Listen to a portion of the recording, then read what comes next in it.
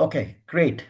So we'll get started now. So welcome everyone to the session. So this is going to be first of many sessions are going to do around AI feedback analysis. And this topic is very close to us. We've been working on the product for last couple of years, and we want to unveil the framework and our thinking around how AI feedback analysis should be done for actionable insights. So I'm Rajiv, co-founder and CEO of Zonka Feedback, and with me presenting this session is Sonika Mehta. She's co-founder and the product director with us.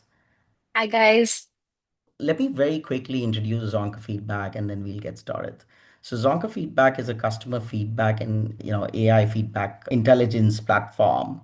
What it enables you to do is run your surveys, close the feedback loop, and then after that, unify your data, which are surveys, tickets, reviews, social data, product data. You can unify all those different data sources, and what emerges from them is the intelligence, which is looking at unstructured data in a different light through themes, some themes, and the framework we are going to unveil today. So this is what we're going to talk about and how do we make it actionable.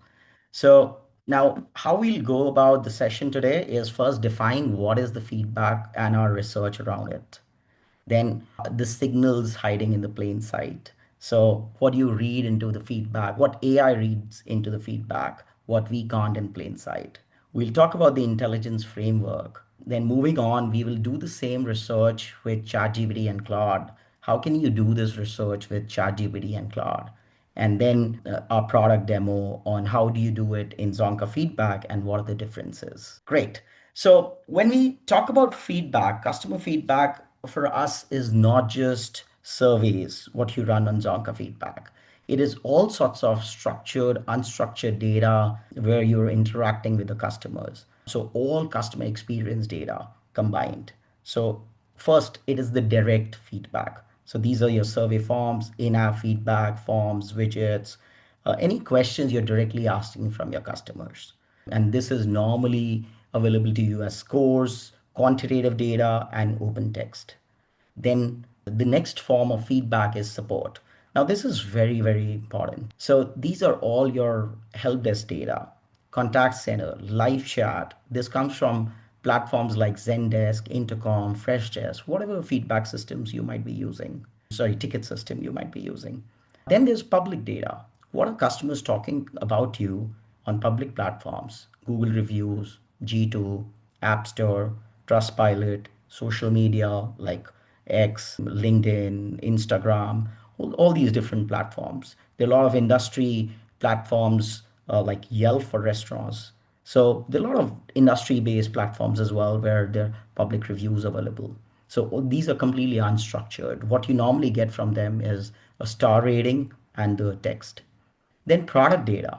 So product data are things like Jira tickets, sales calls where customers kind of talking about your product or service, feature request systems, and email threads. So these are scattered across your multiple tools. Some of that is even in your Slack channels where you might be inviting customers or you might be talking to teams internally. So for us, all this combined is customer feedback. So it's much, much more than just surveys. Now, I will run a couple of quick polls to, see how you're using feedback at the moment and are you using AI at the moment. Give me a second. Okay, you should be able to see now. So the question we are asking here is, are you currently using AI to analyze customer feedback? Okay, so we'll give it about 30 seconds. And just bringing from the previous slide that Raji was sharing, don't think of customer feedback just as surveys and responses. Think of any data that you might be actually analyzing at the moment that's coming from your customers. Are you currently, doing any kind of AI on it to get insights? Okay, great. I'm going to end the poll now. So very interesting. So the results we have gotten is 23% people are actively using AI to analyze, and about 15% are experimenting with it. 54% are actually not yet using it, but planning to do it. And there are 8% people who it's not on the radar. Hopefully, this session will change their mind.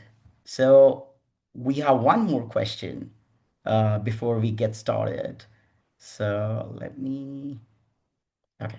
So if you're analyzing feedback or thinking of analyzing feedback, what are the tools you're using at the moment? So, one is manual spreadsheet, the CX platform inbuilt, ChatGPT, Claude, and dedicated AI tool. So we'll give it about a few more seconds. Great. So I'm going to end the poll now. Okay, very interesting. So 31% attendees have reported that they're using manual spreadsheets. 15% are using CX platform inbuilt. So platforms like, in their current CX platform, it's built in.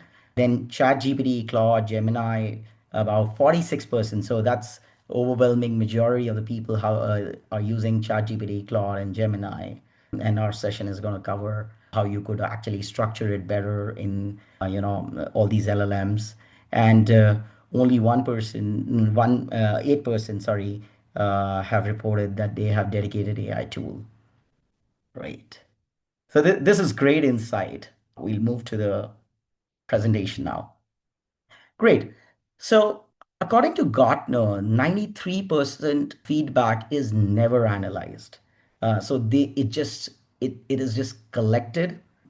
Surveys are just collected or tickets just are answered, but it's never analyzed. So only 7% of the feedback is analyzed or read through. And that was a shocking statistics for us, and it kind of helped us make sure that ensure that the way we are presenting our statistics or key drivers, all the feedback is kind of analyzed using AI. Now, as part of our research, what we did is we went through, of course, using AI, we went through over 1 million responses across industries and 8 languages. And this data, these responses were primarily surveys. We found something very interesting. So, on average, one response over 100 character has 4.2 topics per response. So there are 4 to 5 different topics you can find from a response. Almost one third, that is 32%, mention some sort of entity. So this could be staff, location, product, competitors. So, and any custom entities which are mentioned in the feedback. So these are real actionable data. Then 29%, almost again one third of this data is has mixed sentiments. So they're neither positive nor negative. So the intent of the feedback is to tell you something. Then 23% have strong intent or behavioral signal. So again, actionable data. So the from 93% feedback being unread, and then what is hidden in this data, it's amazing what are the kind of insights it can provide for a business. And now we are just about to move to our framework, and before we do that, we'll just read through a comment and set the agenda for the next couple of slides and demo. So Sarah at the front desk was amazing, but the Wi-Fi was terrible and checkout took forever. If it happens again, we will just book Marriott next time. So, of course, this feedback is about hotel. I think that is one example everyone can relate to. Left feedback on TripAdvisors and, answered the hotel questionnaires when we are very pissed. So, if we read this, what we'll see is a couple of things were not working. The feedback is mixed. But if we structure this, so there are three themes and three sub themes. So staff experience, excellent front desk staff. Amenity feedback, Wi-Fi not working. Checkout experience, checkout slow. And there are different signals. I'll not go through each of them because we are going to do it later. So, but there are different signals, about 8 of these, which tells you what the feedback is and how do you make it actionable. And this is all the framework. This is what the framework is all about. So So again, this is not about ChatGPT. This is not about Zonka feedback. This is about how do you actually solve it via framework. So I'm going to hand it over to Sonika to take this forward. Great. Thanks, Ravi, for setting the context. So how do we actually solve this? And because you're in a presentation that's talking about AI, I'm sure what popped in your head is AI. And we're tempted to say that as well. But essentially, how you really solve this is a framework, right? Because when you have a defined framework, everything will start to fall in place. Your tools will start to fall in place, and AI will start to fall in place. So what I'm sharing with you right now is essentially, what the Zonka Feedback intelligence platform, the framework that it is grounded in. There are three pillars that work together as soon as a feedback or a customer experience data flows in. And these three pillars work simultaneously, not one after another. They work in real time to give you actual insights. These three frameworks essentially are thematic analysis, which tells you what is the feedback really about? What is the customer talking about? The experience signals, right? How was the experience, right? What was the sentiment and the emotion that the customer had? And why are they communicating? If they're spending a bit of time to communicate with you, what is it that they really want out of that feedback? And lastly, the entity recognition. So we know what they're talking about, how the experience was, and what they really want. But what are they specifically talking about? So let's dive into each of these frameworks really quick and see that. So, one thematic analysis. Now, themes is something that we hear a lot with AI, right? And you could be calling it themes, you could be calling it topics, categories, whatever you might call it. But it's essentially tagging your feedback data to put it in buckets that really make sense for you. And a lot of companies, like we saw in the poll as well, and the analysis that we've done, you must have read research about it, are already doing a manual tagging. But when you do a manual tagging, you'd probably only scratch the surface, look at like 10, 15, 20% of the feedback, because there's someone who's manually sitting, analyzing, reading the feedback. And because as humans, we're going to have different interpretations of feedback, there is bound to be some inconsistent categories that will emerge. Also, this is a very difficult thing to scale, right? As you scale, as your feedback grows, as your reviews flow in, how do you go and scale it to a higher level? And this is where AI thematic analysis comes into play, right? It reads your feedback, it does it in real time, it takes care of all the feedbacks there are, right? No biases there. And very importantly, it also focuses on giving you a consistent taxonomy. It evolves with the new feedback that's coming in, but it also puts it in the right buckets at the right time. So you are able to see themes and sub-themes and categories emerge as new feedback arrives. And of course, this is scalable to a huge extent, right? You're able to analyze hundreds and thousands of feedbacks in one go. The second framework, which is your experience quality, right? How was the experience? And the how is detected both at the response level as well as the theme level. So we're telling you, AI helps you determine what the sentiment was per topic, whether the sentiment of this conversation, this topic, this category is positive or negative or, neutral. What is it that customers are really talking about? Where did they feel like there was high effort or low effort? What the frictions in checking out, in getting a report back? They had to make multiple calls to do something. How urgent it is, this is also another interesting signal to look at, right?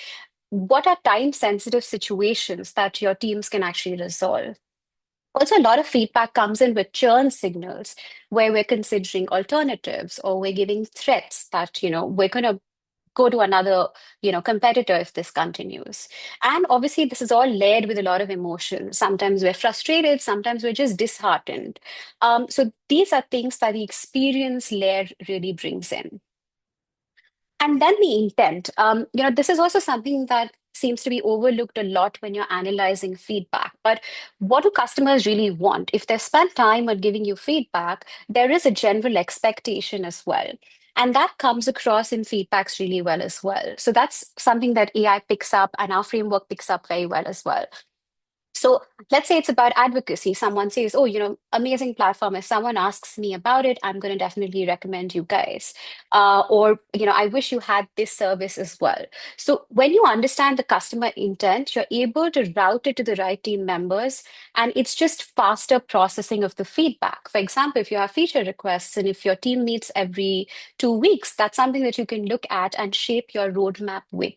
If you have complaints, you of course want to, redirect it to your complaints manager right away. to make sure that your closure is happening much faster. So that's where customer intent really plays a role, both at the response level and at a theme level of what the intentions of your customers are.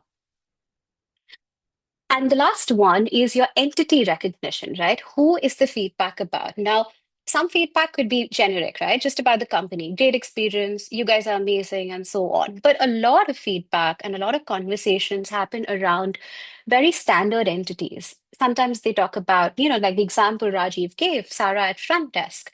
So she's a team member. So that's an entity that comes across. Competitors. A lot of times customers also mention some competitors in the conversations. And that's something that you can definitely look at. Features or amenities that you provide. Locations, very interesting for businesses that are based across multiple locations. Analyzing which location is doing better or worse, what is the sentiment and emotions for particular locations becomes very interesting. You're able to then, through entities, understand patterns and trends which are there. So that essentially kind of puts your framework together. And how does this framework really help, right? So, yes, we've got a great framework now, but what does it really mean for us? It means that when you identify these signals, you are able to do better decision making, right? Because ultimately, we don't want this to be just a dashboard that you're looking at. You don't want to just have AI give you results. You want it to be able to have some impact on it, right? So when you look at the impact that a particular theme or a particular conversation is having, and you understand how often is it having, is it happening, you're able to understand what are areas that need to be fixed. Right? If there's checkout friction, a lot of people have talked about it. Definitely something that needs your attention right away. To prevention, what are areas that are, doing well, it's improving. You can just continuously monitor it so you know it's not falling. What are things that you actually need to watch, right? Trending topics that are slightly negative, I need to keep a watch on those.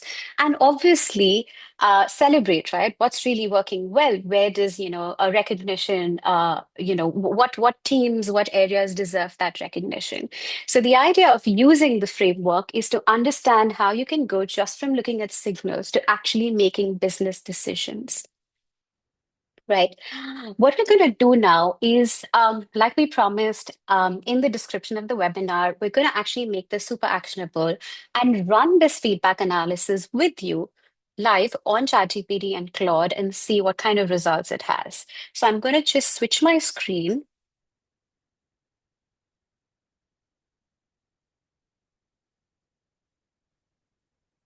And I'm going to show you how we get results using AI, right? We're going to use popular tools like ChatGPT and Claude to do that.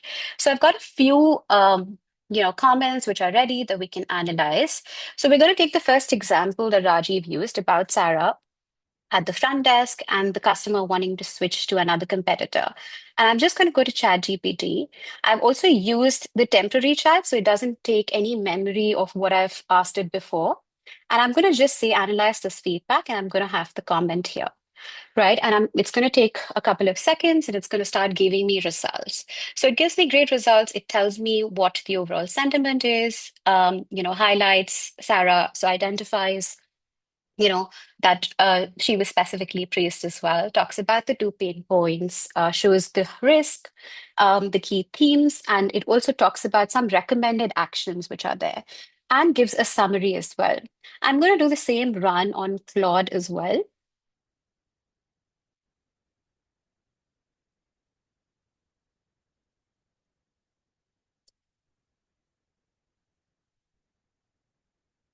Claude always thinks a little more. So, oh, it's created a nice dashboard kind of structure for me. So it's giving me some kind of widgets where it talks about what was positive, what was negative. There's a churn risk as well. The overall sentiment gives me some priority actions. And oh, this is nice. This is interesting. So it's telling me that there's an excellent employee, but there are two operational failures that happened because of which the customer was very miffed, right? So gives great results, and I'm sure some of you may have used a similar structure. Now, what really happens when you're analyzing individual feedback with tools like this, and especially if you have like a singular comment like analyze this feedback, give me sentiment, and so on, is that it's not consistent, right? So we spoke about this earlier in one of the slides as well. So let's try this again, right? I'm going to go and run this again on Claude and as well as on GPT, right? So we'll just see and we'll compare. So what really happens when you run the same prompt, the same comments twice, it sometimes gives you very different results as well, which is where consistency plays a big role, right? It can, when you're comparing the same thing, while it's talking about similar things, because obviously it's the same comment, it's going to structure it very differently. So now, instead of showing you your priority actions first and the core tension, what it has moved to is showing me churn signal. It's telling me like a summary of what's broken. It's telling me the real risk and what is the recommended response priority. While it's the same thing, it's just, wrapped very, very differently. The same thing, let's try on GPT as well. So this is what we got earlier. This is what we had earlier.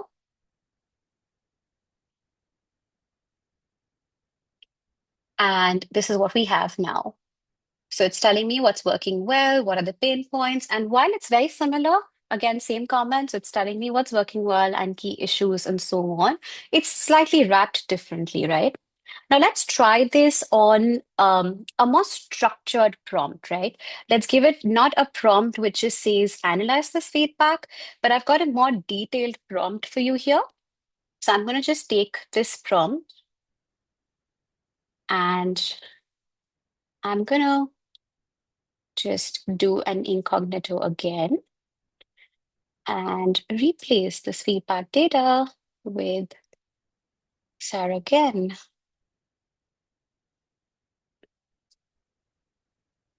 Now, what we're really doing here is we are specifying a framework to AI, right? We're telling AI that this is the framework that I have built for my organization, and I want you to analyze the feedback based on this framework. So I'm not relying on its preferences or, how it wants to analyze it at that time. What I am structuring this on is the framework that I want. So I want a table that gives me thematic analysis. I want to see the experience quality. I want to know the customer intent. So I go ahead and I analyze everything based on the structure that I would like to see, right? So that's what having a framework really does for me, right? The same thing, let's do it on GPT as well and see what it gives me. Again, I'm going to turn on the temporary chat. Sorry, I'm going to show you.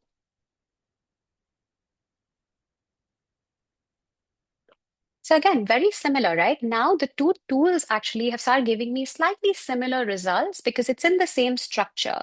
So this is what Claude is giving me. It's telling me the themes, it's telling me a few highlights which are there, and it's also giving me entities, customer intent, experience quality, and thematic analysis structure, right? So you see how it from a slightly disorganized structure moved to a far more organized structure because I put the framework in place that this is what makes sense for my organization.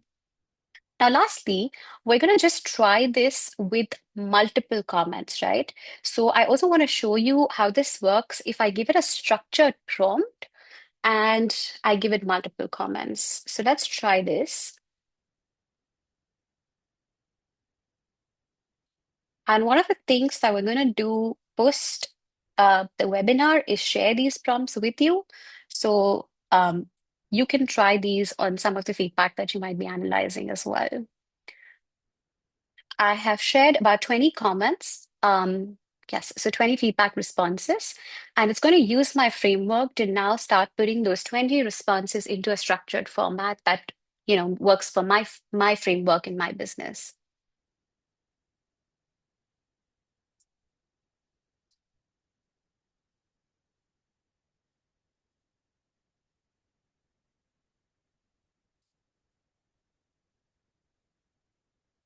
Great. So our example was hospitality. So it's telling me things like housekeeping and room maintenance, staff and service quality, billing and financial accuracy, the F&B experience, and so on. So it's giving me a lot of structure.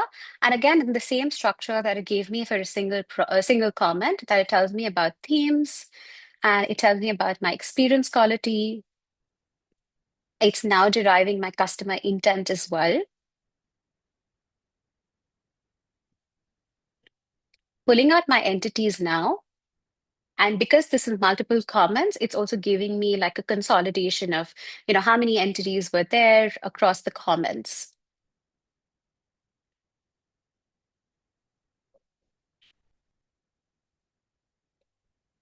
Putting high priority responses for me, also making the table red for all the high risk items. So that's something that is also visually nice.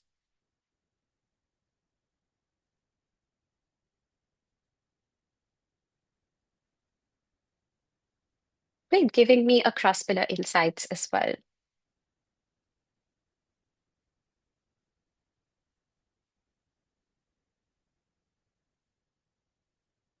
So lots of things of, exactly the kind of table we saw. What are the areas that, need to be fixed? What are immediate recovery opportunities that we have? Where can I do advocacy? So there are advocacy opportunities as well, where I could ask for reviews, I could ask for their suggestions, maybe do a nice video recording for some of my happy customers. So this is a nice framework, that I've specified and analyzed a few comments.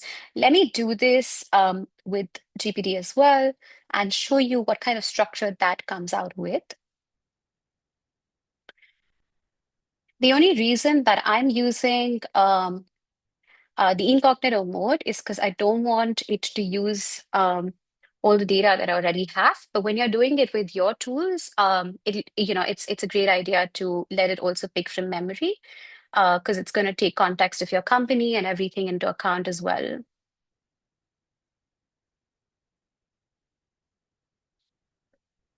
I ran this earlier in the day with GPT and it took about 2 minutes. I'm not sure how long it'll take now.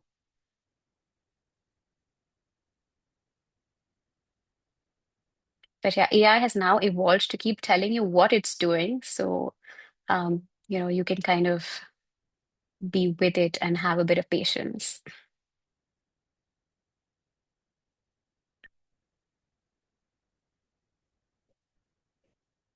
I think someone's also dropped a question in the Q&A. Raji, while GPT runs, do you want to just take a look at?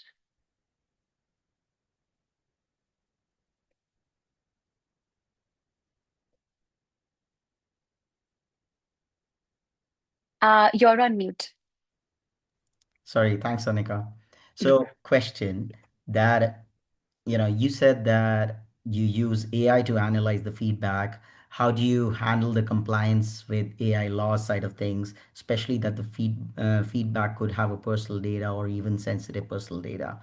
So, so we do a couple of things in, so of course, chat, when you're analyzing with ChatGPT and Claude, it's different, but within the platform, we do a couple of things. Number one, all the PII data is stripped before it is sent to AI for analysis. So it's removed completely through algorithms which we've written before it goes to any of the LLMs for analysis. So none of the personal data goes to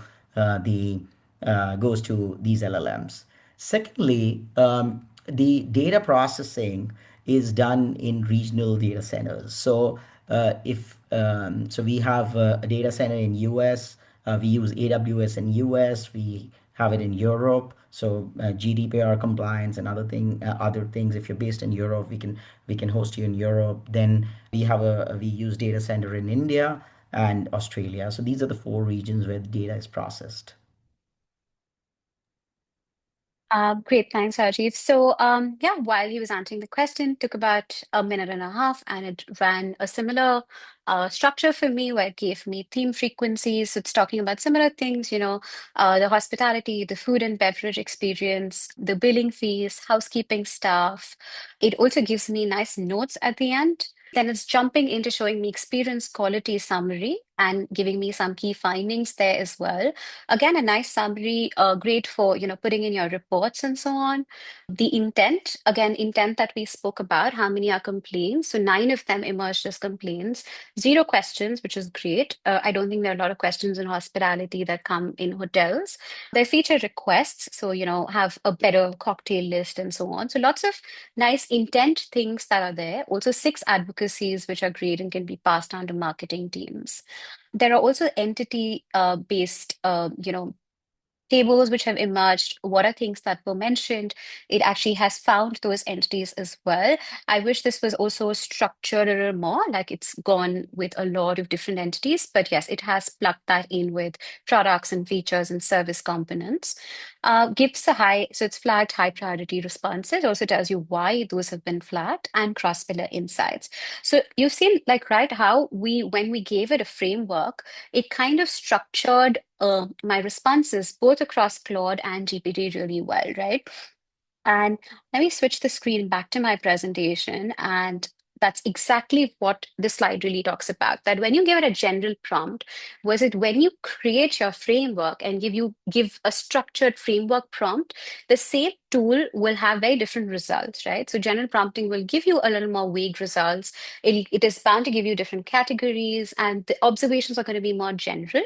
But when you have solid framework based prompting, it's going to extract themes and subthemes on the structure that you've given, identify your entities, and classify intent. So it's more purpose driven, right? Now, how does the tool take care of it, right? We'd love to show you how the tool takes care of it as well. And Zonka Feedback essentially has an AI feedback intelligence module where what we're doing is we're helping you bring together all sources of data. So, all sources of data that Raji spoke about earlier in the presentation, that we're not just looking at feedback which is coming from surveys. There's obviously a gold mine of data in your support, in your reviews, in social conversations, a lot in your sales calls as well, and product requests, product reports that come. And all of that flows into the Feedback Intelligence Hub as well. Now, before I dive in to show you, one of the things that we get asked a lot when we're doing demos or when we're in sales calls, etc., is it for me, right? And that's something that we address quite often as well. And Raji would like to talk a little bit more about it. So we do have a couple of questions. We'll just address that after the demo. Great. So let me talk about. So this comes a lot in our conversations we have with customers. So about the volume. So we get two sort of objections or assumptions per se. One is small volume, hundreds of responses. Hey, is this for me? What would you get out of hundreds of responses? A lot of B2B companies have lower number of responses. Their customers are kind of high value, right? So we get, hey, is this for me? We just have a few hundred responses every year, if not a few thousand. So in practice, what we have seen is that the AI does a great job at smart consolidation, and it brings in meaningful patterns which you would not notice otherwise if you're just reading through it. What happens is that one single improvement can make a lot of difference, right? So you're able to see that, hey, if I make this particular improvement, 3 customers will be impacted. So it helps a great deal in lower volumes. Now, another pattern we hear a lot is that, hey, I ran this through ChatGPT, it is giving me similar results all the time. There are similar known key drivers like waiting time. I know waiting time is an issue, but we are in that sort of business, we can't help it. Now, that's true. The so a lot of tagging will be your obvious known drivers, right? And they will be consistent. Some of these you can't action. Um, but what again happens is with continuous pulse that you get real-time tracking alerts, hidden patterns kind of emerge naturally, and you're able to action that data in the way that you would not otherwise be able to. And again, bringing improvements over time in the services and products which would not have been possible otherwise. You can't go through thousands and millions of responses, no matter how much tagging you do, no matter how quality conscious company you are. So AI really helps you look at those patterns and anomalies. So these are two assumptions we have always seen in practice actually kind of turns out to be otherwise. Great, thanks, Rajiv. So we're going to jump into the live demo. So I'm just going to pause and reshare my browser with you. So, like I was mentioning, right, one of the things that AI does for us, the AI feedback intelligence does for us, is it brings together all different data sources, right? So it's not just your reviews that you're or feedbacks that you're collecting with Zonka or other platforms, but also your reviews, your Geo reviews, your Google reviews, Trustpilot, App Store, Play Store, everywhere, right? Whatever tickets you have. So you're able to bring all of those in. And the first thing that the system does is it generates themes and sub-themes for you. So what you're seeing is a managed themes section where you're essentially going to see what AI has generated for you. So it generates the names and the definitions. You're also able to see what are the matched responses with it. So the example that I'm sharing with you is related to a retail business. So it's basically showing you what kind of that refunds and returns were talked about, the product quality and accuracy, and so on. Now, these themes and sub-themes, we want you to have control over it as well, right? So, like you mentioned initially in the poll as well, there are a lot of people that are currently manually analyzing, and you may be committed to a particular theme that you want to analyze it that way, or you may have a taxonomy that you use in your organization that you want to bring in, right? So you also get the ability to edit your themes or create your own structure as well with it. Now, once your themes and sub-themes are set, you are able to now start looking at insights from it. So we start with a dashboard essentially. So the dashboard essentially shows you the volume of data that you've plugged in, and it gives you key insights from it, right? What is the volume? What kind of themes have emerged in this particular period? What are things that are being flagged, and so on? It gives you a sentiment score. So just not giving you, okay, this is positive, negative, and neutral, but just telling you where your sentiment really lies on a scale of -1 to +1. What is it that your customers are really thinking? It also brings together key drivers for you. So a lot of times we're just firefighting, we're looking at issues. We're looking at customers that have given us comments in caps lock and threatened us, or are angry and pissed off. So that's something that takes a lot of focus as businesses, right? And that's what ticketing tools are based on. We're always trying to prevent churn that we're able to see very, very on the surface. But this actually brings the key drivers actually brings you understanding of what are your key drivers and how many people are really talking about it. So, how much is it impacting your business? Where do you need to put your attention at? Of course, you need to look at immediate churns, but when you're framing your business policies, your key drivers play a very important role. From your survey data, it also plugs in your NPS and CSAT scores and also identifies customers that are at churn risk. It also shows you all your themes and sub-themes, tells you the sentiment scores of those, how many people are actually talking about it, and also how much is it impacting your NPS, right? I remember I once complained to Amazon that they send really big packets for really small items, right? I did have a concern about it, and I was pretty passionate about it. But it's not going to make me churn, right? It's not really impacting my shopping experience or the delivery experience that I had. So my NPS and CSAT was still great.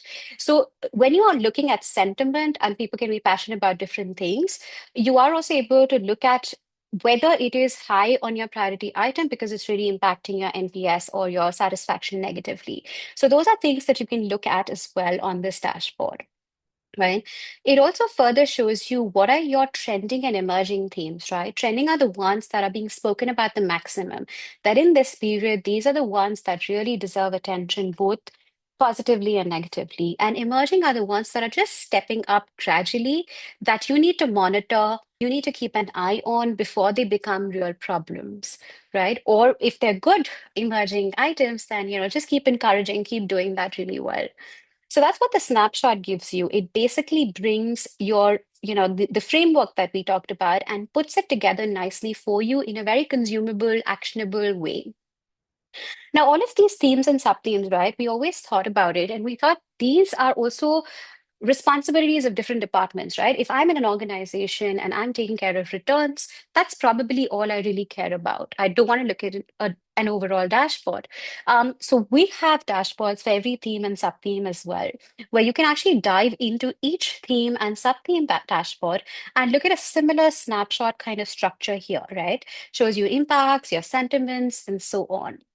Now, how does this convert into being more actionable, right? One of the things that you will realize as you interact with us or you speak to us is that we're very, very committed to making everything actionable, right? It needs to, derive action in your organization. And that's where signals play a huge role. The signals essentially tell you and bring together signals from all different themes and sub-themes for you and tell you, okay, this is what's trending.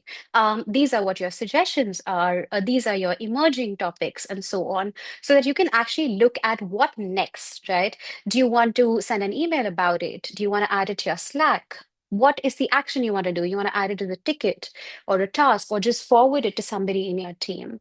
So your signals essentially put all of that together. And signals could be a lot like your churn signals, your recovery opportunities. What are the mixed signals that you're getting from the data? And very importantly, we also show you everything from the lens of entities, right? So if you're a business that has multiple locations, you may want to look at this data based on each location to understand how each location is really doing, right? So you're able to actually see dashboards based on that. And if we take a look at this example, there is product, right? There are all these different products that we're selling, and I want to understand what are my themes? What are my sentiments? What has really emerged? What are my key analysis based on these entities as well? So that's what Zonka really brings on for you. I'm going to switch back and tell you that we've just really scratched the surface with this, right? There's a lot more that's coming in, and I'll pass this on to Rajiv to tell you a bit about. Great. Thanks, Sonika. Thanks for the wonderful demo. So as you can see, we have all our tagging set up and there are actionables around it based on the framework we talked about. But we are just getting started. And now with all this data which is tagged, what we think is it can do wonders for the organizations if it is put up in the right format. And there are a few things which are coming up in next 3 months which we're already working on. We are trying some of these with the in private beta with some of our customers, and some of these are in development. So number one, stronger signal reporting and decision framework. So these two elements are very close to our heart, that how do we make all this data actionable? We don't want to give you just more tagging. So what will emerge out of this is a lot of hidden patterns, a SWOT analysis kind of decision framework, that what should you be acting on. So these are kind of reports which are coming in so that you can week over week, month over month, you can just look at those particular dashboards and okay, these are my action items and what I want to do.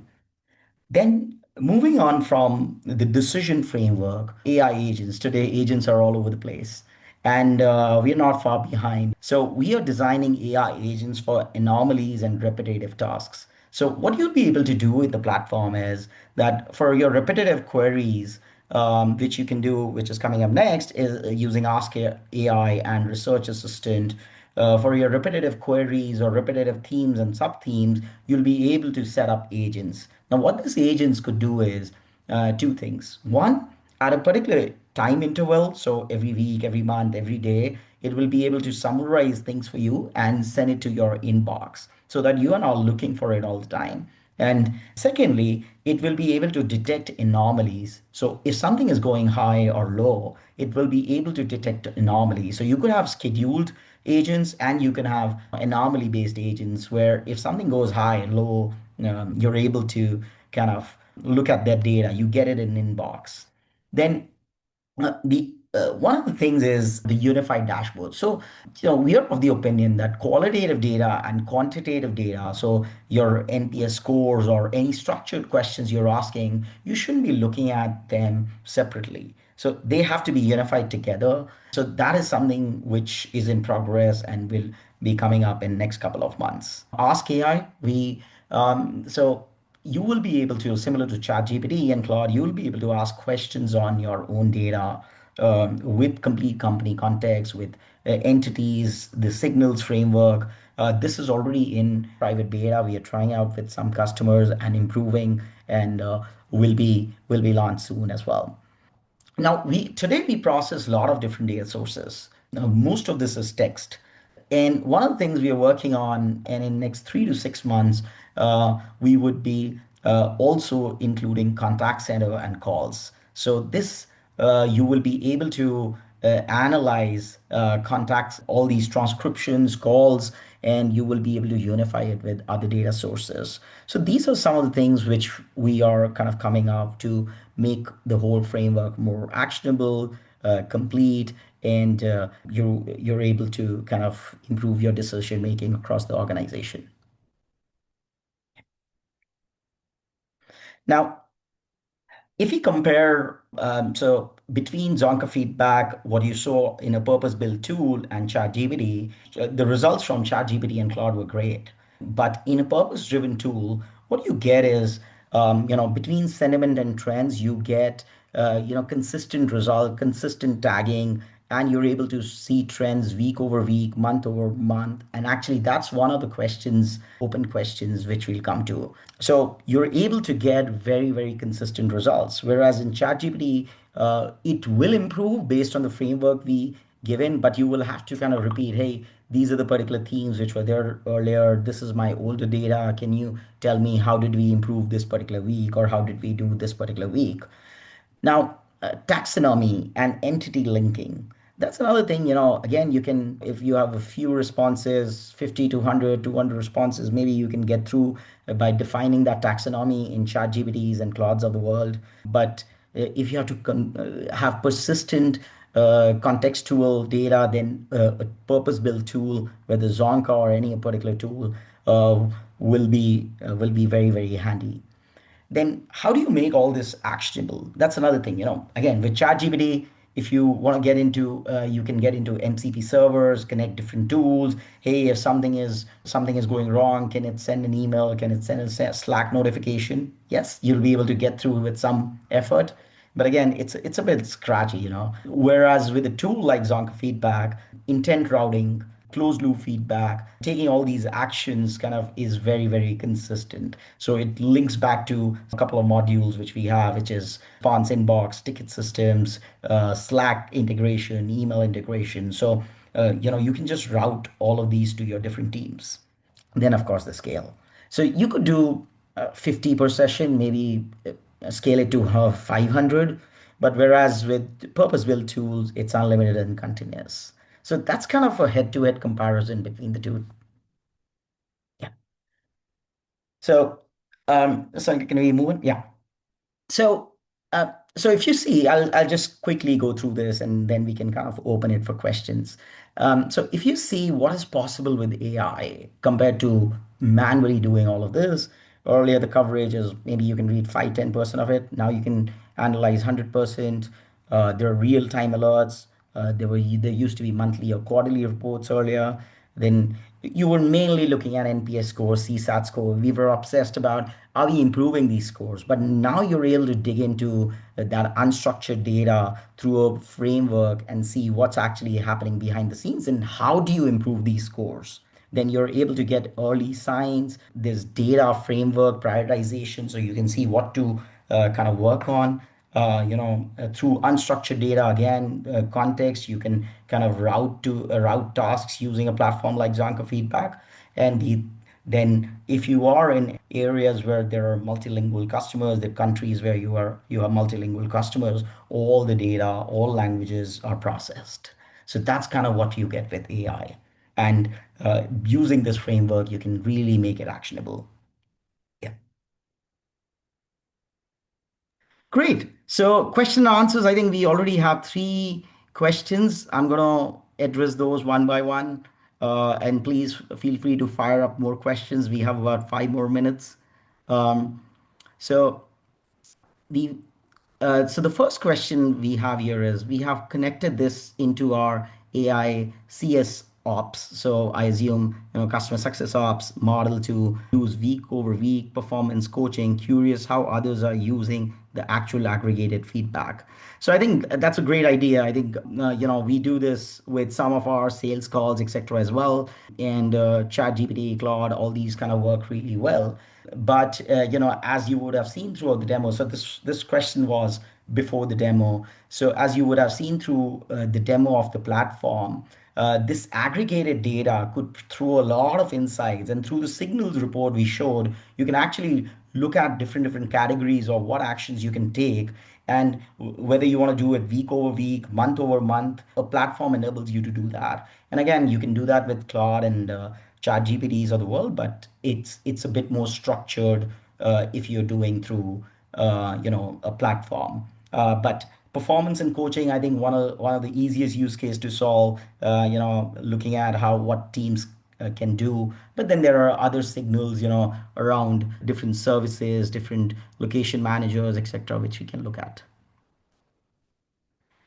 Okay, so there's a follow-up question regarding PII in AI analysis. So the question is basically, as a follow-up, since you remove all PII before AI analysis, how are you able to recognize the recognition for people? For example, Sarah did well. In small companies, there may be only one Sarah, or what would be the case when the customer drops name and surname of Sarah? It is important to recognize people's good effort, but also be mindful of the AI laws.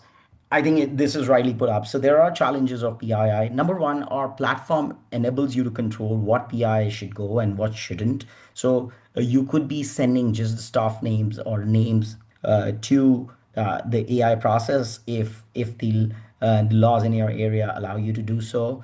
The second thing is the metadata. Again, with a platform, what you're able to do is that you can send metadata with the feedback, and this will not go to AI. So if there is a ticket closed, you can send the name of the staff. If in the survey, if it was a survey about a particular call, you'll be able to send name of the person. So you can send additional metadata of tickets, calls, surveys, and we will be able to tag that as well, even if that PI data does not go to the AI. But some of the entity processing we are also doing through ML, so it does not actually go to these models, and we are able to do it without sending it to these LLMs. So we kind of address it in a couple of ways, and you can also, as I mentioned, control the PII, which information can go, which cannot. So things like credit card, phone numbers, you absolutely want to remove it. And just to add to that, so for example, when you're connected to tools, like if you're bringing in your tickets data and so on, your agents and your frontline team members will already be flowing into Zonka for it to, easily tag it. Yeah. Great. So the next is by providing the analysis with AI to your customers, I assume you would be training the LLM models for them so that the AI is learning and improving the AI analysis for that particular customer. So, yes. So the way we do it is we are not actually fine-tuning the models on the customer's data, but we are kind of extracting a lot of context about the company, and giving a lot of additional information with the prompts we are using, and that gives really contextual information. Then we have general training, which is again not on the customer's data, but some what we have learned from all this data. So we synthesize that data and do a lot of training to ensure that the LLM models are getting better. So this particular training plus the contextual information we provide, the models keep getting better and better. So we have one more question. So great news that you will soon be able to analyze calls, etc. with AI. The question, how will you then comply with data protection laws and AI laws, especially as calls might have voice data, etc. So in a very similar way, so the some of the PI data will pre-process and strip it from the calls. Secondly, we'll be doing regional processing. So as I mentioned, in US, EU, India, and Australia, we'll be doing regional processing based on where you are based. And all this data kind of goes through, and you're able to look at themes, sub themes through this structure framework. But we'll be stripping a lot of PI data in a very similar fashion. So all these transcriptions will go to AI LLMs only after this, only after the PI rules are applied.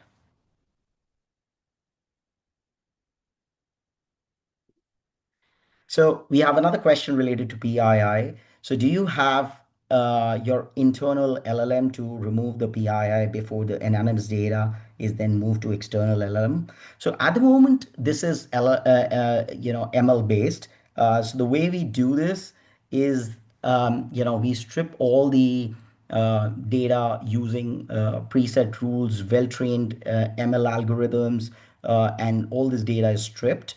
And we use regex expressions as well to strip all of this. And we have seen that it has been very, very successful. None of the data kind of goes through. But we are actually considering SLMs. SLMs are small language models, to strip some of them, which will be running on our regional servers, and it cannot be seen by companies like OpenAI, Anthropic, etc. So we are kind of experimenting with that, and then move it to external LLM for larger processing. Okay. So we have another question. Any plans to incorporate tying insights and signals to revenue? Great question. So I'm very excited to share that we already have plans, and we would be starting with Salesforce and HubSpot as the two CRMs where we'll be pulling the revenue and deal data, and it will be tying the signals and the insights to the revenue. So this is on our cards, and I think this will make it very, very powerful. Awesome. So um, we will kind of keep it open for a couple of more minutes if there are questions. And it's been a great session. We went a little over an hour, and we were great to see all the participation. But we'll leave it for a couple of more minutes. Right, so as we close, I just, thank everyone for joining us. We really hope the webinar was useful, and it gave you a lot to think about how you can use AI frameworks, ChatGPT, Claude, or even experiment and talk to us at Zonka Feedback to see how the feedback intelligence platform could be valuable to you. Like I always say in my demos, a lot of questions do strike you after you've closed conversation and had internal discussions. So definitely, if anything comes out, do feel free to reach out to us. We will be sharing the video recording of the webinar as well as the prompts with you. It'll also have personal email addresses for Rajiv and me. So anything that you need, feel free to reach out to us and we'd be happy to help. Great, thank you so much. We do have one comment, not a question, but a comment. Thank you, great presentations. We really appreciate it. It was lovely hosting this. Thank you, everyone. Thank you. Thank you, guys. Bye bye.